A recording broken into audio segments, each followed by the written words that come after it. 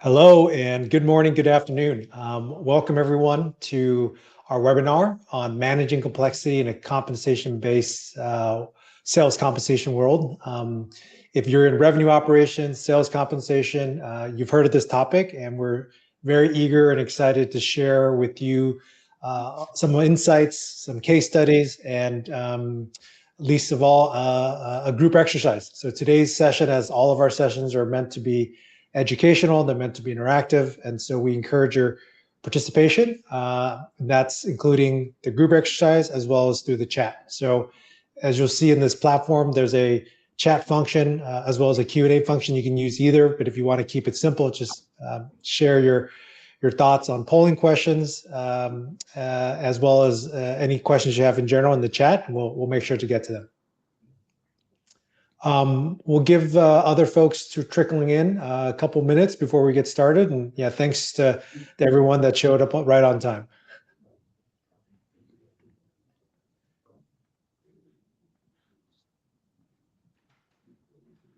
And this is usually when I play some music.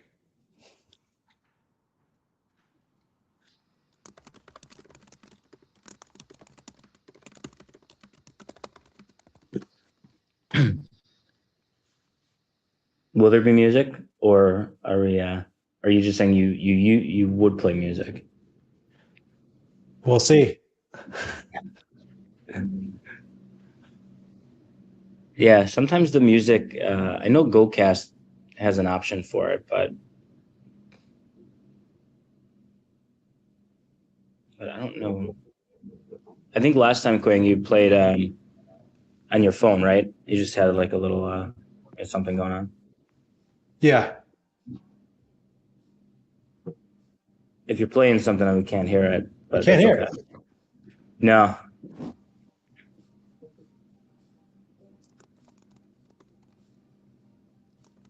Can you hear it now? No, but I mean, I'm happy that you can hear it. Yeah, we'll all just pretend that we can hear it. Too funny. All right, let's see who we have. Okay, folks are trickling in. Awesome. Yeah. Again, just a quick reminder, we'll get started here in just about another minute. Thank you everyone for joining today's session on compensation-based sales, consumption-based sales compensation, and want to encourage you all to participate via the chat. We'll also have a group exercise sort of the middle of the presentation or webinar, and really encourage you to participate, ask questions, and make this as engaging and valuable for you as possible.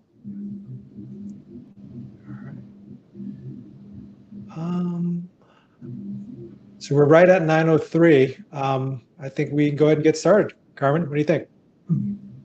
Yeah, it looks like we got some people trickling in. Usually it's the first 5 minutes or so. So yeah, let's get started. We are recording it. We'll send it out. So for those that missed maybe the first minute or so, they'll be able to catch up. Okay. Over to you, Carmen. Yeah. All right. So welcome everyone. Thanks for making the time here this morning, this afternoon. I see a lot of people are in the US, a lot of people are in Europe. So appreciate you making the time. As Quang mentioned, the webinar today, it's managing complexity. It's really about sales compensation, consumption-based sales compensation, I should say. And I'm really excited because with me here today is Anthony Marzetti from Akeron. We'll get some intros in a moment, but this webinar is meant to be informative. It's meant to be educational. As Quang mentioned, it's also meant to be experiential. So we'll have a couple kind of just like group working sessions. Anthony and the Akeron team have a great case study to walk through and kind of really bring these concepts to life. And as again, just one last plug for, if you have any questions or comments, we encourage people to use the chat. We monitor it, we're active in it, and we try to bring that conversation into the webinar, so it's not just people talking at you for an hour. Cool. All right. With that, I'll quickly talk about RevEng. So we are a commercial growth consulting firm, and really what we do a little bit different is we focus on both the strategy and the execution. So our consultants, so like myself, Quang, who are partners at RevEng, and then others that work at RevEng. We all have both consulting and actual operator experience. So myself, I've worked for global companies like SAP, like LinkedIn, leading compensation, leading go-to-market operations, and started my career in consulting. And so we're able to take what a consultant does in terms of helping whatever the project may be, but also understanding what does it take to actually bring that to life, to execute on it. And so that's really what we do. We focus everything go-to-market, so that includes full-scale implementation, and of course, compensation design. And then with that, I want to turn it over to my trusted colleague here, Anthony, for intro about him and Akeron. Yeah, thanks, Carmen. It's great to be here. So I'm Anthony Marzetti, and I work at Akeron. So Akeron is an enterprise software company that is based in Lucca, Italy, but has global operations. And our flagship product is the Vulki platform. And the Vulki platform is a platform that is covering, incentive compensation management and sales performance management from A to Z, everything from quota and territory planning to the actual execution on your compensation strategy to making sure that people get paid and the revenue intelligence that goes with that, after you've gone through your sales cycle and improving on those processes. And, we have customers across every industry across the globe and really large organizations. And, myself, I have about 20 years experience in the enterprise software space. And what I hope today is to bring some of that experience of the customers that I've worked with to the concepts that, Carmen will be focusing on when we talk about consumption-based incentive compensation. So very excited to be here. Great. All right. We'll kind of kick it off. So the way that we're going to structure this is we'll talk a little bit about what it is. And I'm sure many of you, if you're in the space, and many of you are, you do know what consumption-based comp is. So we're not going to go too deep on it, but it is important to ground ourselves in what it is. We'll have a quick poll, and then we don't really want to bury the lead. We'll kind of go into the key framework that we use to design compensation, as well as the crediting around it. So on the consumption-based comp side, I think what's important here is to just zoom out for a moment and recognize that this has been an evolution. It's not as if consumption-based comp is just on the scene today. Of course, many years ago, the traditional license revenue model gave way to the SaaS revenue model, and these two were from a compensation design perspective were relatively easy revenue models to build comp plans around. You take the full amount of the contract, and the crediting event is when it's inked, and you give the credit to the rep. The rep is paid based on their pay curve. All is easy, all makes sense. And you can do that because US GAAP or IFRS allows you to recognize that revenue at the point of contract execution. Consumption-based is a little bit different. So this is an area that I've worked in for over a decade, starting with the media industry. So the media industry is inherently consumption-based. There is at-risk revenue, and you see this a lot in in med device, healthcare, some of the other clients.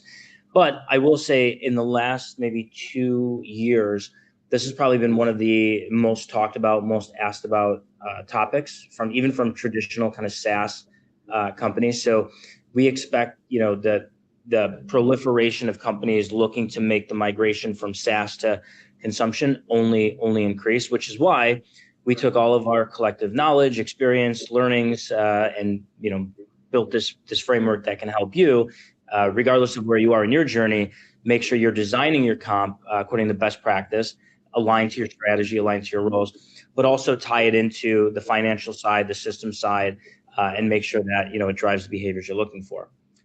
So very quickly, want to just point out there's a couple key stats on the next slide. Again, we won't go through all of them. I think the one here that stands out to me is the upper left, 61%. And again, this is from OpenView, and it aligns to what we've seen again in the last 2 or 3 years, is that you have companies moving towards either completely or partially usage-based kind of pricing, which means that depending on your channel strategy and the rules that you're using, you need usage-based comp. Otherwise, you have a complete mismatch of when you're collecting money and when you're paying it out, which obviously from a margin perspective isn't always what a company is going for. So, this sort of frames the problem. But the interesting thing is we've seen, less than half, this is the stat here, that have actually redesigned comp to match. Even today, we have a number of clients that move to this pricing model, but their comp is still traditional sort of SaaS, and they know it's a misalignment. But they're kind of pushed back to us as, well, we don't really know where to start, so we're just going to kind of keep things for now. Things are working, and so while that does work for a period of time, ultimately, the change to a proper consumption plan will have to happen. Question from the chat: why the delay between the change in pricing model and comp? Yeah, it's a good question. I think I can tell you from my experience, and Anthony, I'd be curious if you have any thoughts here. I think part of it is system side of things. I can tell you from my time at LinkedIn, I owned designing all of the comp globally, and then I spent 3 years owning all of the kind of system side of it. It's really easy. In many ways, it's easy to design a comp plan, especially if you know the frameworks and you know kind of what to think about and you know how the options. But if you can't manage it, systematize it, scale it, obviously the regulatory aspects to this. So you don't want to have a lot of manual intervention on the plan. You might not even have the people, right? So it'd be resource constrained. And so it's just this trade-off that we see of, yes, I know the comp is suboptimal, but we don't have the systems to support it. I don't have the people to support it. And that's probably the most common refrain that I hear, which interestingly enough, the question speaks to why we're partnering with Akeron, is because, again, for us to advise our clients on doing all these things, because we're execution oriented, we don't want to say, here's 3 options, we recommend option 2. It's like, no, this is what you should do, and this is how you can effectuate it, but you need the systems and the tool side of this. So yeah, Anthony, I'm curious if you have a POV on that. Well, yeah, no, I mean, obviously, Carmen, I agree with you that systems are obviously the piece that lags behind oftentimes. So, what I've seen throughout my career is that, it's easy for the CEO and the business leaders to think about a new strategy and then think about a new, a new way of going to market or evolving their business. And oftentimes you get so excited thinking about how to evolve the business that comp kind of gets left behind a little bit. And maybe you'll evolve the comp model. But then what I think a challenge for organizations is that they then realize that, wait, maybe I don't actually have all of the data to track the new metrics that I wanted for my comp model. And so they have this lagging period when the systems are actually trying to catch up to the business, is something that I've seen a lot throughout my career. Yep. Yeah, and I'm curious. So we now we'll get into the frameworks and stuff that people could take away and apply. But on that note, so just a quick poll from the folks in the audience. I guess what would describe your situation today? Is it you're sort of, we don't have anything that would, our pricing model or our revenue model is either traditional license or SaaS. It's something you're exploring, but you haven't made any changes yet. You're kind of in flux with that transition, or you're there. And if it is D, for those of you that are fully consumption based, would love to hear any sort of feedback on the good, the bad, and the in between of that transition. So we'll give folks just a few minutes, just type in.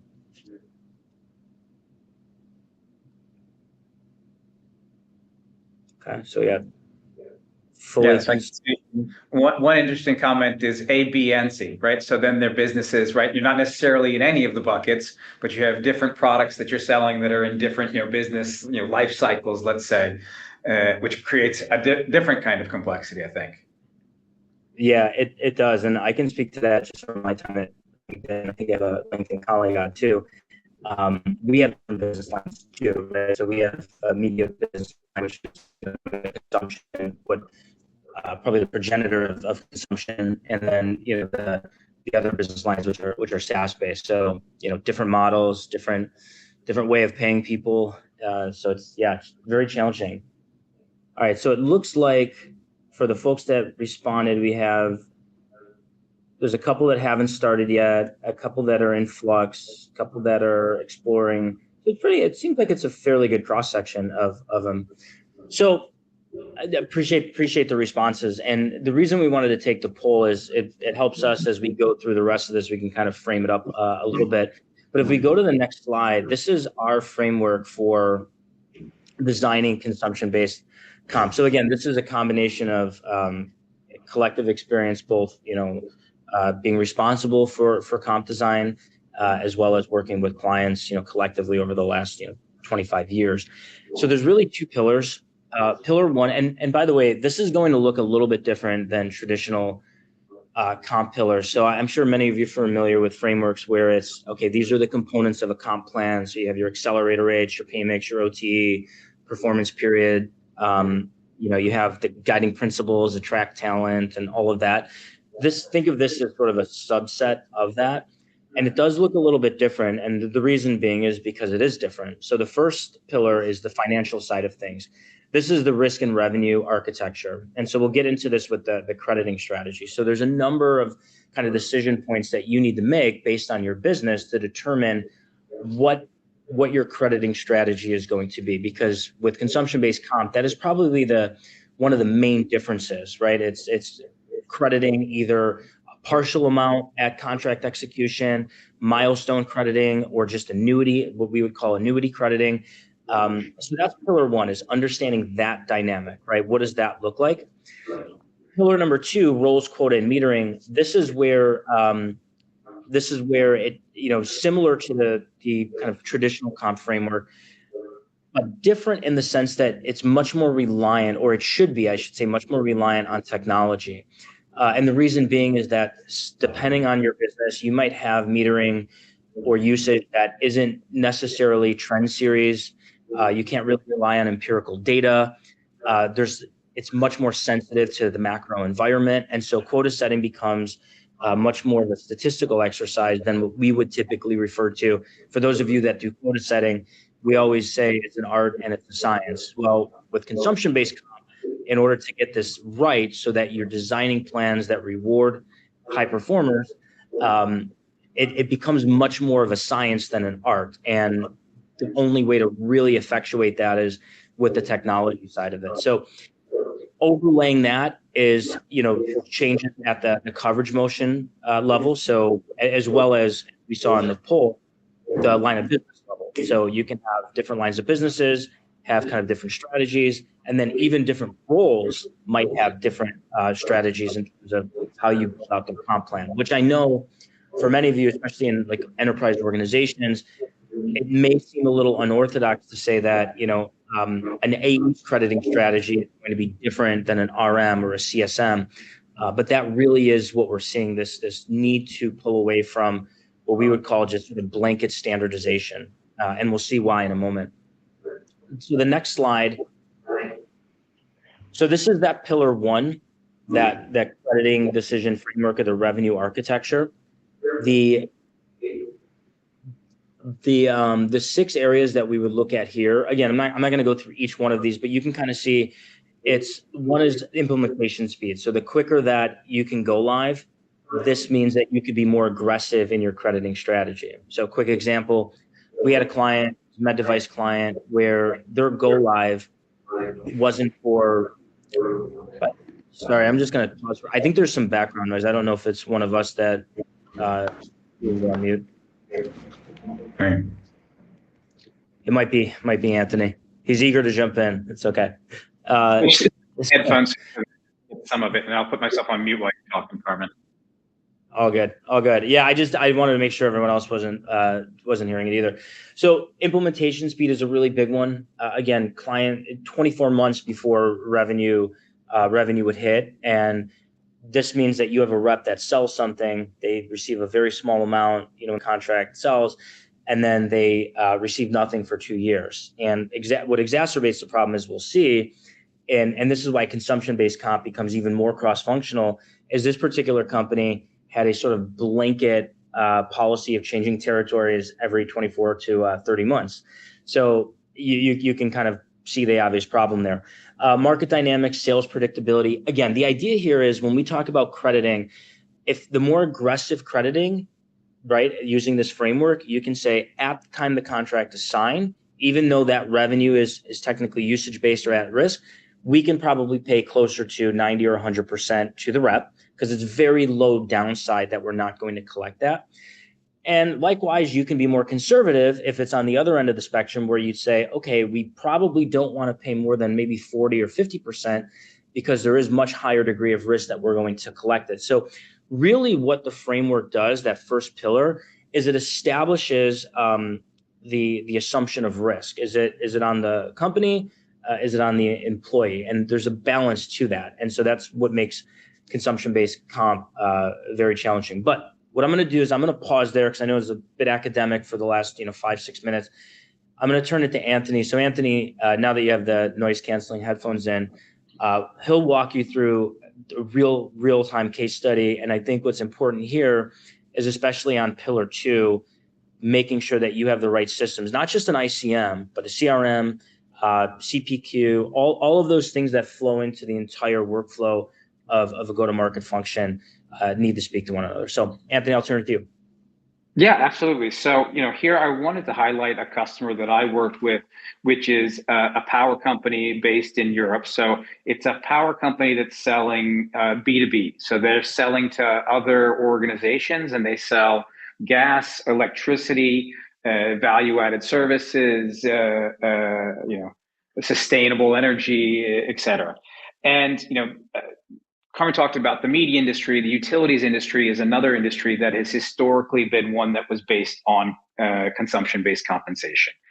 You think about it, right? I've got somebody that goes and they get a new customer, and then each month the billing for the electricity that customer consumes is what they're credited on. And one of the challenges in the utilities industry is they have lots of different products. And so they have different products that have different rates, and those different rates then have different compensation rates for their incentives. And so it becomes a very heavily data intensive process, just tracking the actuals of the business. In this customer, they had additional complexity, because they would have individual reps, and when those individual reps would start signing up customers, well, they didn't have income to then wait for the consumption to actually start. So what this organization does is they would give advances to the sales rep, let's say, until the customer then starts producing revenue based on their consumption. But what they would do is that advance would then be recovered based on the actual consumption. So it's almost like, to get somebody started in their business, you're giving them a loan. It's like a minimum guarantee in other compensation spaces that you're then tracking the balance of that over time. And so that creates additional complexity, because the advances are then based on the forecasted predicted consumption of the individual customer, and they're trying to do that based on their past history with other customers. But there's obviously macroeconomic factors, global factors that influence consumption and influence energy prices, and so here there's a lot of data that they need to be able to manage to effectively be able to understand what people are going to be paid, what they need to be accruing, what their forecast looks like. And in this organization, because they've been doing it for a long time, they actually had a homegrown system, which homegrown systems can be great because they do fit for purpose exactly what you want to do. But the challenge that organizations find there is that over time they become unwieldy. You have one person that's the super mega expert guru that knows how to make changes in the system. That person leaves, somebody gets trained up, and so these systems become a little bit less flexible over time, because if you touch one thing, you potentially can break another. And the other challenge that this organization was facing was they really just didn't have the flexibility in their existing systems to do accurate forecasting. So when they wanted to make changes to their incentive compensation plans, they didn't really know what the effect was. They were kind of just, feeling out, which way the air was blowing, the breeze was blowing, trying to make these changes. And so what we worked with them a lot was to, take their wealth of data and start giving them the tools to be able to plan more effectively including being able to have, consumption reporting for their reps so they understand when they're building their portfolio, as well as reporting for the Office of Finance when they need to make sure that they're accruing properly for the future consumption. So I think there's a question in the chat. Or is that? Yeah, okay, excuse me. I sort of answered it. It's a complicated one. Well, it's not. It's complicated in some sense, but yeah. The question is, would you pay the full commission on a projected annual contract? Would you pay a percentage of the collection, monthly or quarterly? And then what happens if there's an expansion mid-cycle? So if we go back, Quang, to just the previous slide. This is where we would determine. So the question, Josh would answer your question is you should pay something in almost all cases. I would say in my experience, typically I've seen 40 to 80%. And what you pay is really based on these 6 different scales, right? So again, like if you have very quick implementation speed, if it's, if the sales predictability is strong, if it's, market dynamics are, there's not a lot of players in the space, or, you have a high industry-based growth rate, you might pay more aggressively, right? Maybe that's 80% or even 90%. If the inverse is true, you might say, well, maybe I'll pay a little bit more conservatively. The financial stability side of it is, historically, if you have this data, what percentage of revenue is realized essentially from the projected ACV, right? So all of those things would determine. So the short answer is yes, you should pay something.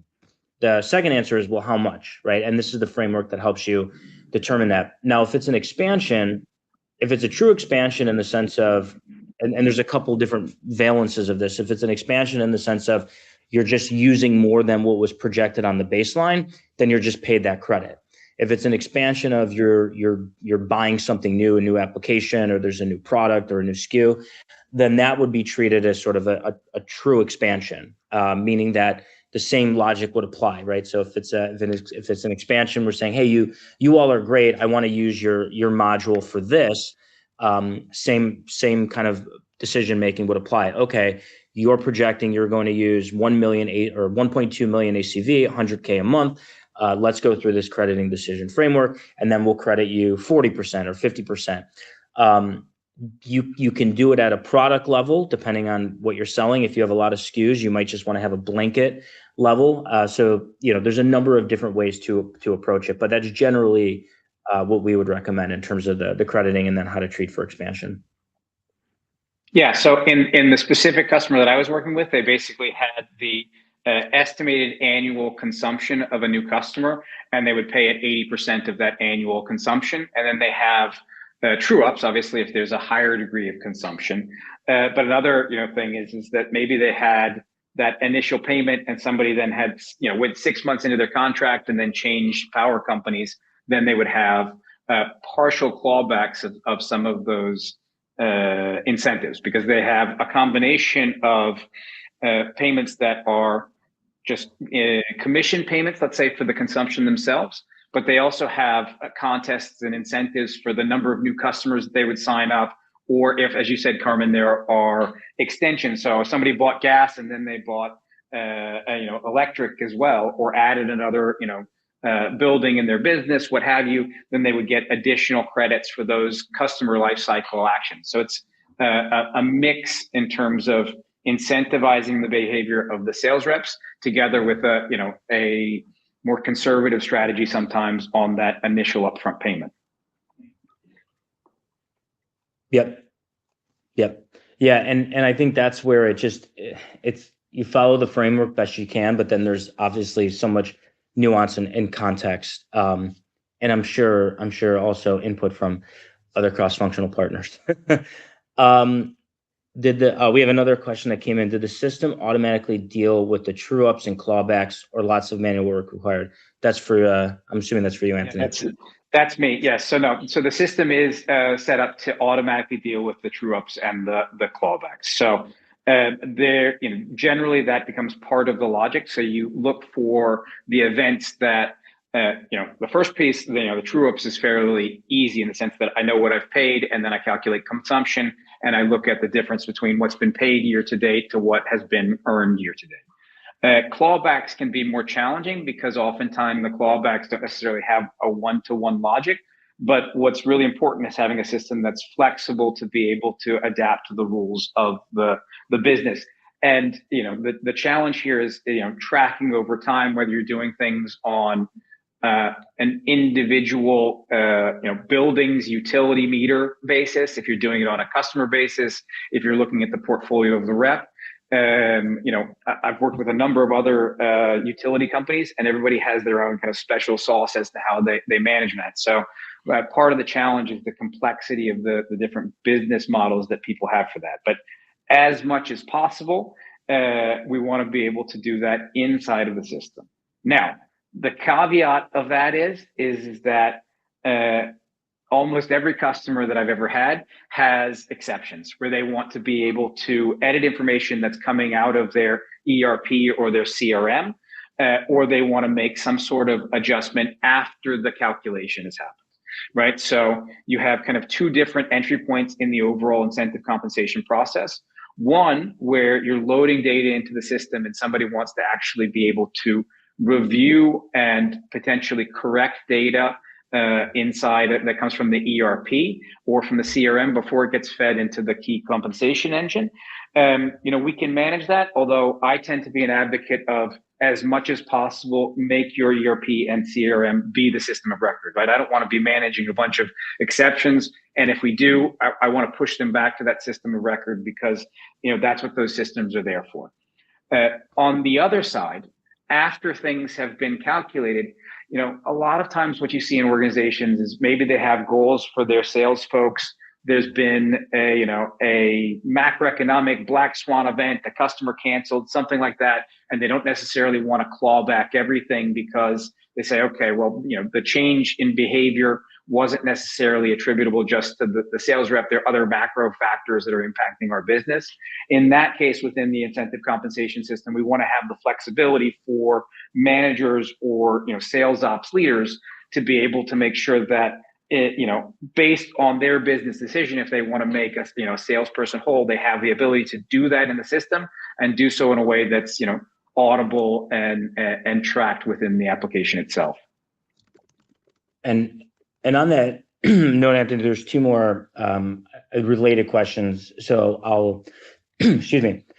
What system were you using to advance the payment and the clawbacks? I'm assuming that was Akeron. Yeah, everything is managed inside of Woolkey and Akeron. And the plans typically are not cross-year. In the utility companies that I've seen, they usually have a new plan each year, but the customer book of business obviously is going from year to year. So oftentimes, and you can have actually plans that change within the course of the year. So a lot of what I've seen is that maybe for a certain product, they're paying a certain commission rate up until a certain point in the year, and then they change the priorities in terms of the products that they want to be pushing, and so they'll adjust the commission rates.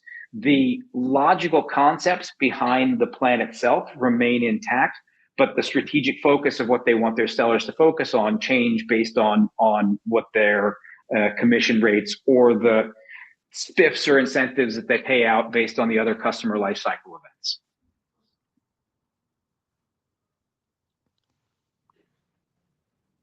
All right.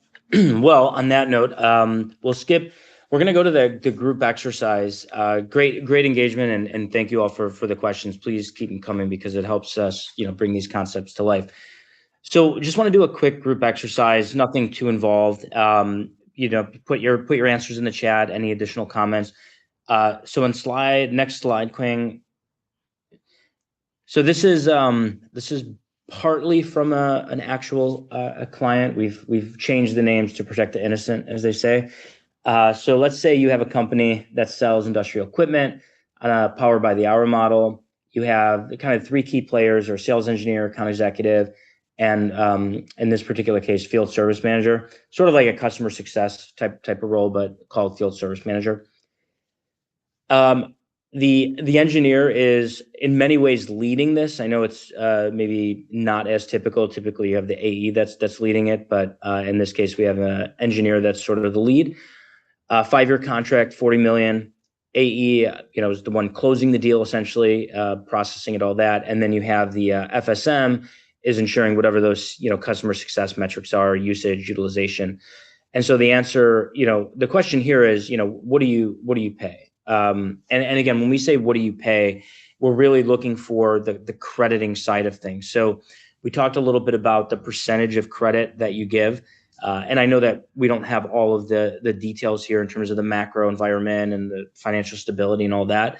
But really, this is the second level down, which is how do you then determine, if at all, differences by role type, right? So in this example, the AE is really just there to close the deal. They're not necessarily managing the post-sales relationship.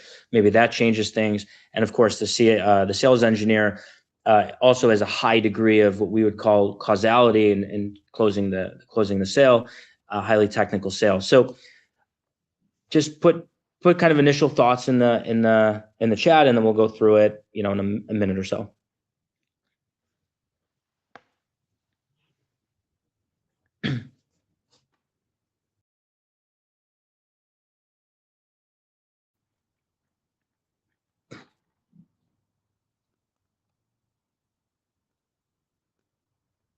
This is where we should have the Jeopardy music. I don't know if everyone here is familiar. I know if there's a lot of US-based folks, but it's the Jeopardy song. I'm not going to do it because I'm not musically inclined, and I'm just going to make a fool of myself. But it's what they play when they're asking the questions. Exactly. The final Jeopardy countdown while they're writing down their last answer. Yeah. It's a good question, Tanner. So most of these, by definition, the contracts are all cancelable in the sense that you aren't necessarily committing to any revenue, right? And this is where I'll use media as a good example, as a parallel to this. So in media, if I come in and I'm an advertiser and I'm advertising with Google as an example, and I say, hey, I have $1 million that I want to budget for an ad campaign, and I want to take 60% of that on Google search and maybe 40% of it on, YouTube, right? And the rep says, okay, that's this many impressions that you're going to get. Here's your kind of funnel. There's no guarantee that Google is getting $1 million, right? I could spend $500,000. I can spend 1.2 million. I can spend nothing. Generally, and this is why you see post-sales roles like CSMs, you see them on a comp plan, because the success of that utilization is depending on the company. Part of it is based on the product, and part of it is based on the experience. So if you have a really complex product in an at-risk revenue model that monetizes through usage, you probably need a very robust, very attentive CSM team, and probably low thresholds that qualify for CSM mapping, right? Otherwise, you risk churn, or you risk during the life of the sort of contract, if you will, you may not realize kind of what the ACV or even TCV was. So that's what makes it so challenging, is that people can stop and start and leave at any time. Yeah, some do have minimum usage clauses. I mean, what we've seen is clients try to get to a place where, so they have things called like business planning type of documents. Every company is different. Google has them, LinkedIn has them. All these companies have them. Basically say, hey, can we commit to a certain level of spend? And if you do that, we'll provide you certain additional benefits, right? Faster SLAs, access to more insights teams or creative teams, more personalized service, dedicated rep. So that's how they try to, because legally, right? It's legally, I shouldn't say legally, but under GAAP, you can't recognize that revenue. And so that's their way to sort of bridging it. Okay, so a lot of good answers here. Appreciate all of the questions and all of the thought in it. So really quickly, if we go to just framing it up, slide 13, or I think it's slide 13, it is. So really it's the sort of the design tensions, as we talked about. We've talked about a lot of these, but how they fit into this decision on how to comp these three individuals, or these three roles rather. It's when to pay versus when revenue is recognized. The second is how to split credit. So this is something we haven't talked about yet. As you all know, and there's many names for this, double bubble, double crediting, there's split crediting. This also becomes a challenge too. I mean, split crediting, global crediting, it's been a challenge for as long as I've been in the space, and it's also very difficult to get right. The attribution is very difficult. It's even more difficult when you have, again, crediting that's based on usage that you have to predict. And then also how to protect reps during the transition. The one thing I want to say here that I think is super, super important, and one of the things that we implore clients with, and even, we do a lot of thought leadership and education. This is one of the things that I would say almost always is missed by comp professionals, which is if you design a usage-based plan. So let's take an example, and this is a real example of a very big global company, hundreds of billions of dollars. They would credit, so they would sell a software, it monetized through usage. That usage, it took about 9 to 12 months for the implementation to kick in, sometimes longer, which meant that there was nothing happening for 3/4 of a year, sometimes even longer than a year.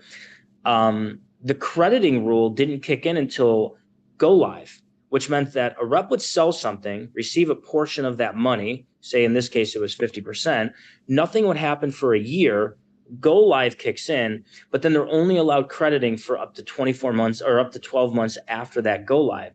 But what would happen was that this company had sort of a firm policy of changing territories every 18 to 24 months. So you can kind of see the obvious problem. And when comp isn't as cross-functional as it should be, these connection points get missed. And so what we saw was what happened, and by the way, this is real. You had the Department of Justice come into this company, and public information. It could be Googled. But basically, reps were selling 30-40% shelfware, sort of deceptive sales practices, because they knew that there was no way for them to hit their quota, which, by the way, also had been increasing, 20-30%, unless they kind of engaged in this practice. The rep coming in knew that was the case, but they didn't care because they knew that it was not going to be their problem, because the book was probably going to turn over in 18 to 24 months. So the stability of the book, the transition, the territory design, the segmentation, quota setting, all of that has always been important, or should have been important for comp, but it's even more important now.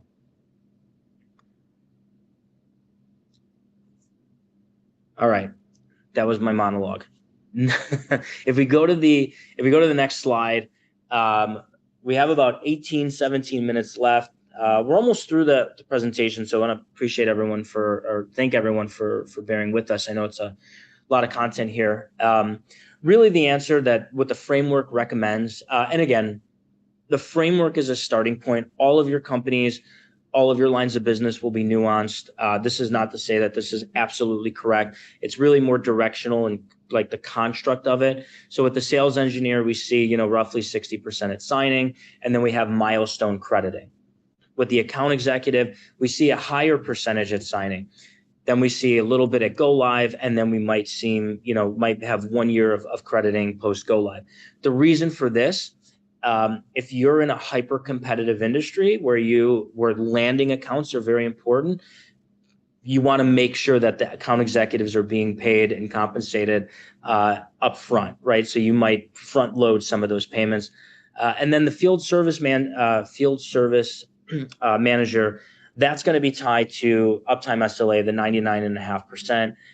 Bonus pool, I think somebody else mentioned a bonus pool as well, and then renewal rate. So you can see you have 3 different roles all working together on the same sale, being compensated differently. Obviously, they have different OTEs, they have different pay mixes, they have different accelerator rates, but you can see even here, where in traditional SaaS, the crediting would be everyone gets 100%, right?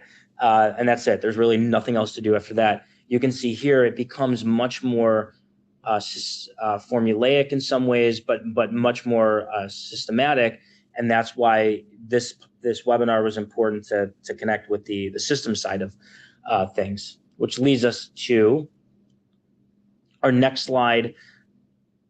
Anthony, this one I'm going to turn to you. This is our metering. I know that the next couple of slides you'll talk a little bit about it, but I'm curious. Based on what we've talked about, we've talked about all these different crediting rules, milestone crediting, annuity sort of based crediting, time-lapse crediting. Curious on your side with Volky, how have you seen this play out with clients where they are able to be, I don't want to say creative, but better design comp plans to align to the sort of strategic reality? How has Volky allowed clients to do that? So, before I actually talked about, when I want to have adjustments to make the system of record be the CRM or the ERP, but I need to amend that a little bit, because when we start getting into these questions of consumption-based compensation plans, or any type of compensation plan that's starting to take on kind of a more modern, nuanced level, I need to start bringing in information that I don't necessarily have in those systems, right? So the flexibility of the application to be able to connect via APIs in a modern system landscape architecture to your data warehouse or other operational systems, I think is fundamental, because what we see customers, when they're designing their incentive compensation plans, they want to bring together, we call them KPIs, but meter and metrics, however you want to call it, different pieces of information that can be a combination of traditional financial KPIs as well as non-financial KPIs. So, the first thing that I think organizations need to focus on is, okay, where do I have the information that I need that I can align my compensation plan together with my strategy and the metrics that I want to actually look at to drive the behavior of my sales force or my broader cohort of individuals that are managing and protecting revenue of a customer. Because again, when we get into compensation, it's not just the sales guy, it's that broader team that's really driving our revenue. And so here I think you've got different metrics that are things that I want to be able to manage in a compensation-based world. And so I think really the first thing is just kind of figuring out where that information is going to be housed. I think if we move on to the next slide, right, one of the challenges is not so much also just tracking those actual data, but then how can I take that actual data and start thinking about how I'm going to forecast my consumption? Because as I'm changing my business model, oftentimes I may want to think about what are the leading KPIs that are going to help me predict what the consumption of a customer is, and how can I group together customers where I can start having a cohort of customers that is going to enable me to predict behavior when I sign up a new customer, right? What are the attributes of my customer base that let me think about how they're going to behave? And so this is really important right now, looking forward in terms of the capabilities between AI and machine learning models. And I think what's really neat in the last 12 months with the emergence of agentic AI is it's actually a lot faster to be able to build those type of analyses. So in the past, where we had a very high reliance on lots of data and a data scientist that would come up and create you an algorithm to be able to manage those things, technology is evolving very quickly that's enabling us to get better at that type of predictive forecasting. Obviously, one of the fundamental pieces for this, if we move forward to the next slide, is really about the modernization of technology. Because as I mentioned beforehand, a lot of organizations are facing this sort of legacy technology problem when they're talking about sales performance management or incentive compensation, or even when you look to ERPs and CRM systems that have been implemented a long time ago and don't necessarily have all of the information. So organizations often find with legacy systems or homegrown systems or processes that are managed in Excel that they have this sort of fragmentation of their data, lots of manual processes, which leads to more errors, not getting people paid on time, not being able to have the right reporting for compliance. And so that's where a modern incentive compensation system can help you in that data collection and preparation process across the different inputs inside of your organization, but also enable you to have a system that evolves your incentive compensation plans on an agile basis as your organizational strategy is evolving. And more importantly, providing transparency for the sales reps or the customer service reps within your business. So we haven't actually talked about that a lot, but one of the fundamental values of having a modernized system is that sales reps can actually see what they're earning, what they can potentially earn, what their portfolio of business looks like. And that's surprisingly rare sometimes, that where I've talked to sales folks at really large organizations, they really don't know what they're going to make at the end of every month. And when you provide this degree of transparency, that enables you to help shift the behavior of organizations to then align with your business strategy, which I think is fundamentally what we're trying to get to.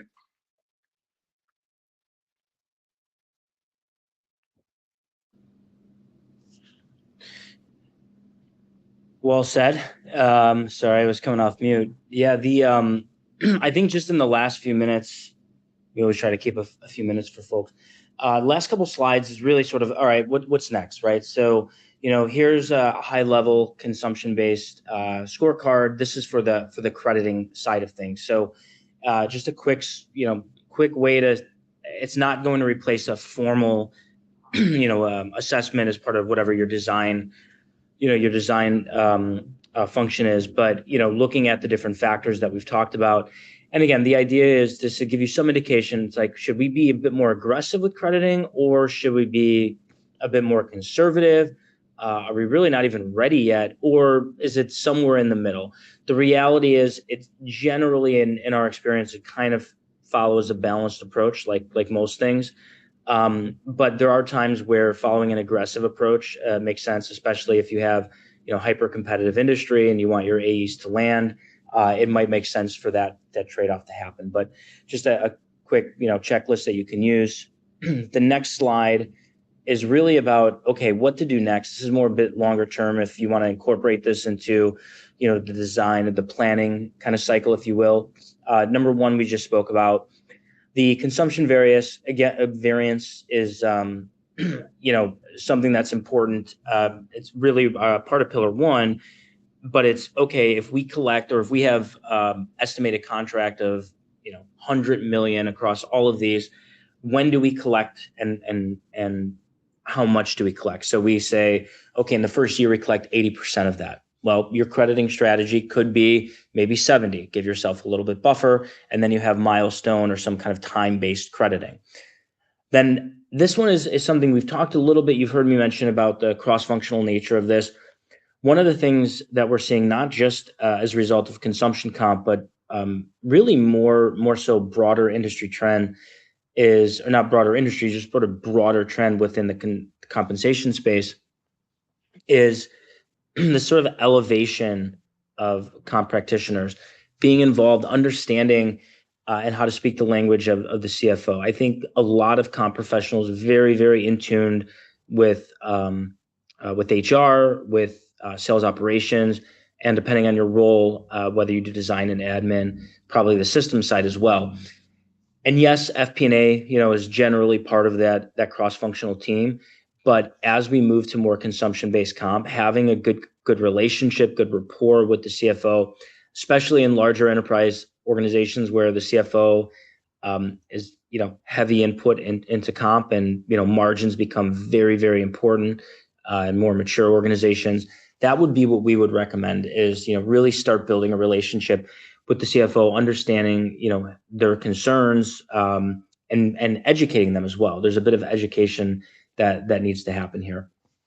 And then finally, so we started, quick snapshot, maybe next month, next 30 days, broader journey. So again, we opened this with, where are you in your comp journey? And we saw, about a third of people haven't started, a third of people maybe are there, and some 30 or 40% in the middle. This is generally where we start. Some of these can be shorter, of course, some of these can be longer. I think directionally understanding the sort of foundation, right? As we talked about, the crediting, the consumption, doing the research on that 6 box, that 3x2 matrix. Then the design, right? So it kind of follows traditional assessment, design. Pilot here doesn't necessarily mean let's carve out a specific role. It can. There's clients that certainly do that. It really means more, let's kind of look at like a shadow plan, what we would call. I'm sure there's other terms for that, but it's essentially you have the official plan and then you run, okay, well, if we were to do a consumption-based plan and we were to design it this way, how would it run? So it's sort of a in the shadow, right? Pilot. And then of course the implementation and rollout. Now the good thing is this can all align with your normal design cycle. So it's not as if this is, needs to be in addition to 2 separate cycles. It's just part of your design, right? So it's part of your analytics, it's part of your design sessions and everything else that you need to do as part of, new comp plans for the fiscal year, for the half. So that is the webinar. We have about 4 minutes left. Really appreciate everyone's engagement throughout. I'd rather have it throughout than leave 10 minutes at the end and have a whole bunch of questions. So really appreciate that. But in the last 4 minutes, are there any final questions from folks? Anything that we can answer or clarify?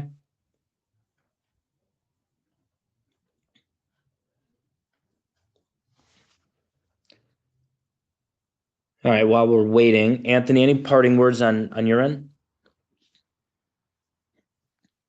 So one of the things that I would say is again, obviously you want to keep pace with the strategic changes inside of your organization, but start thinking early as well about how you make your systems evolve and what type of process over time you want to be able to, let's say, run in parallel as you manage your different different plans. I think it's really important, when you're designing incentive compensation plans and thinking about changing the way that you do business, that you really spend some time forecasting and running simulations to understand what the total compensation of your people is going to look like, to make sure that they're paid, fairly, and that behavior matches the initiatives and strategic objectives that you're trying to drive for your organization. And that is an iterative process. It's something that you want to try and get early indicators as well, right? So try and forecast things out, but after you've launched plans, stay on top of those and make sure that things are actually behaving the way that you expect them to, because if not, you may need to make some adjustments. Yep. Yeah, I agree, and I think that on that note, to dovetail into one of the questions to close us out, what is a common pitfall for those making the transition to consumption-based comp? I can say for me, what I've seen, it's ignoring, or maybe not ignoring, but not putting enough thought into the user experience. And when I say user experience, the rep experience, this stuff is as we say, reps need line of sight, they need visibility, they need to understand how they can own their destiny, all of those phrases we've all heard if you've been in the comp space. But with consumption-based comp, it's even more challenging because it's easy for me to say, okay, I have a $2 million quota. My ICR is, I'm just making this up, 4%, whatever it is. I ink a $500,000 contract. I take a $500,000, I multiply it by 4%, right? I can. And if it's a bonus formula, maybe it works, it works a little bit differently. But essentially, it's very easy for a rep to figure it out. Well, when you have consumption of a whole bunch of stuff, some things started 9 months ago, some started 6 months ago. All of these different clients, especially if you're in like a CSM type of role where you might have hundreds and hundreds of these, the visibility, the transparency is going to be critical, because you can have a perfectly designed comp plan, and if you don't have the systems to back it up, if you don't have the apps, if you don't have the visibility, that is going to be problematic. And I think the last thing I would say is the more transparency that you can build into the process, the more reps will trust you. and trust the process. So it's really all of those things. It's the designing the right way. It's the right software, the right tools, the right ICM, the right trust, the right transparency. And it really starts with, here's our framework for how we do this. So that would be my parting thought.